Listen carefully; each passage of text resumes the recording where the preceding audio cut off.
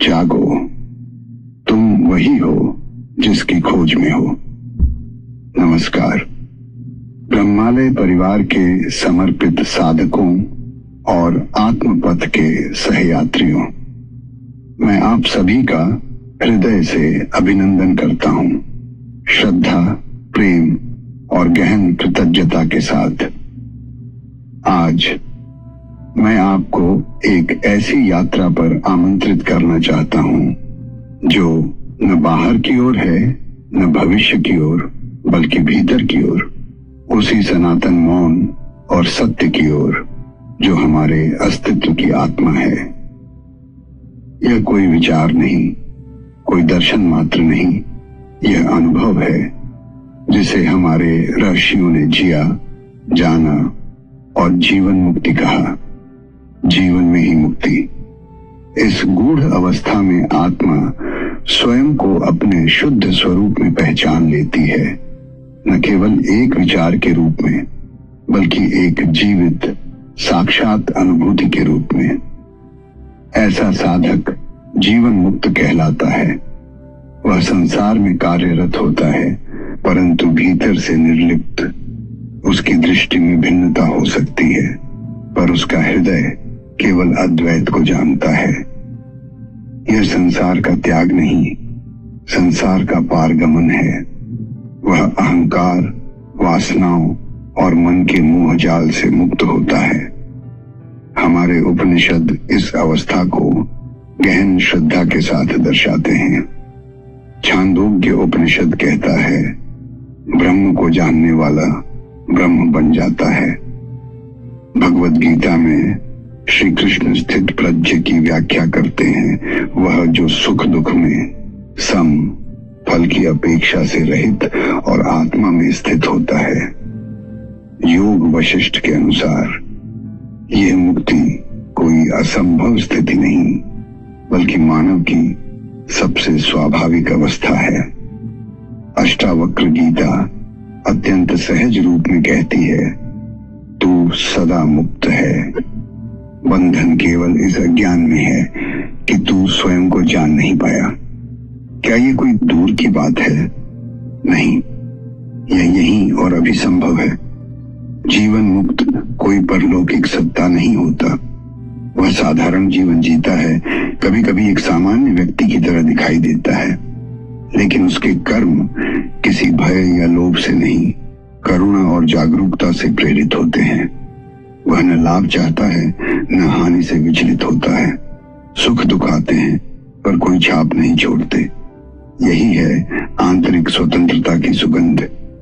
यह स्थिति केवल आध्यात्मिक ग्रंथों की बात नहीं है, आधुनिक मनोविज्ञान ने भी इसकी कुछ झलकें पाई हैं।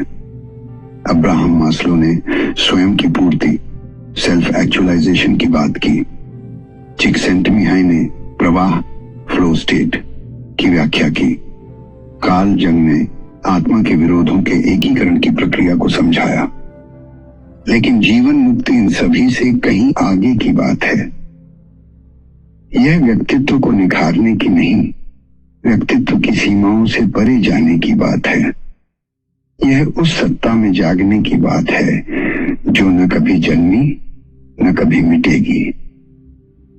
तो प्रश्न यह है, इस मार्ग पर पहला कदम क्या हो? हमारे शास्त्र 4 प्रमुख योग मार्गों की बात करते हैं। ज्ञान योग जहां हम पूछते हैं, मैं कौन हूं? भक्ति योग जहां हृदय प्रेम में, ईश्वर में विलीन होता है।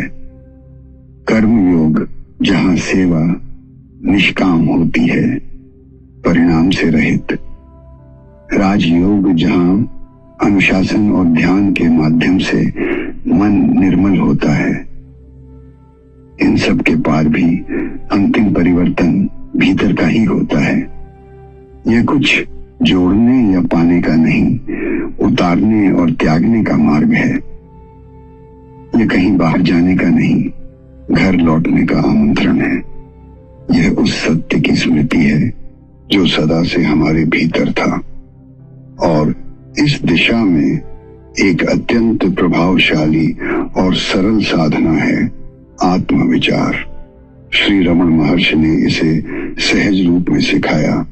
बस एक प्रश्न, मैं कौन हूं? यह किसी विशेष विश्वास, कल्पना या मंत्र की मांग नहीं करता। केवल ईमानदार निरीक्षण, गहराई से स्वयं को देखने की प्रक्रिया है। जब कोई विचार उठे, पूछिए, यह कहां से आ रहा है? जब कोई भावना आए, देखिए, इसका साक्षी कौन है? इस अभ्यास का उद्देश्य कोई उत्तर खोजना नहीं, बल्कि उस मौन साक्षी की ओर लौटना है जो सदा जागरूक है। आप विचार नहीं हैं, आप भावनाएं नहीं हैं, आप अनुभव नहीं हैं, आप वह हैं जो सबका साक्षी है, मौन, अड़ोल, शुद्ध चैतन्य। और यह अभ्यास किसी एकांत में ही नहीं होता। जीवन के छोटे छोटे कार्यों में भी वह जागरूकता प्रकट हो सकती है।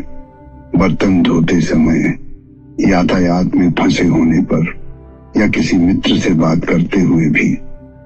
हर क्षण एक अवसर है उस मौन को छूने का। भगवद गीता कहती है, योगस्थ कुरु कर्माणि संगम त्यक्त्वा धनंजय सिद्ध सिद्ध्यो समो भूत्वा समत्वम योग उच्यते। और आधुनिक युग में भी कई महान आत्माओं ने इस मार्ग को जिया और अपने अस्तित्व से अनगिनत साधकों को आलोकित किया। श्री निसर्गदत्त महाराज, जिनकी वाणी ने अज्ञान के आवरण को उजाले में बदल दिया। श्री रमण महर्षि, जिन्होंने मौन की गहराई से सत्य को प्रकट किया। पापा जी, जिनकी दृष्टि में अनंत सहज होकर प्रकट होता था। और मुझी, जिनकी उपस्थिति आज भी आत्मा को भीतर की ओर मोड़ती है। इन संतों का जीवन साक्षात प्रमाण है। यह कोई कल्पना नहीं, बल्कि एक जीवित, सुलभ और प्रत्यक्ष सत्य है। ये आपसे बाहर नहीं, आप ही हैं। प्रिय श्रोताओं, आप वही हैं जिसकी आप खोज कर रहे हैं। आप पहले से ही स्वतंत्र हैं।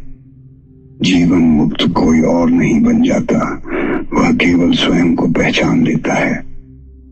मैं आप सभी का हृदय से धन्यवाद करता हूं इस यात्रा में साथ आने के लिए, इस सत्य को सुनने और भीतर स्थान देने के लिए। ब्रह्मालय परिवार की ओर से मैं आपकी साधना को प्रणाम करता हूं, उसकी सच्चाई, साहस और मौन समर्पण को। आपकी यात्रा सहज हो, आपकी साधना स्थिर हो। कृपा आपके प्रत्येक क्षण को आलोकित करे और हम फिर मिलेंगे मौन में, प्रेम में, मुक्ति में। तब तक के लिए ब्रह्मालय से धन्यवाद और प्रणाम। ओम शांति शांति शांति।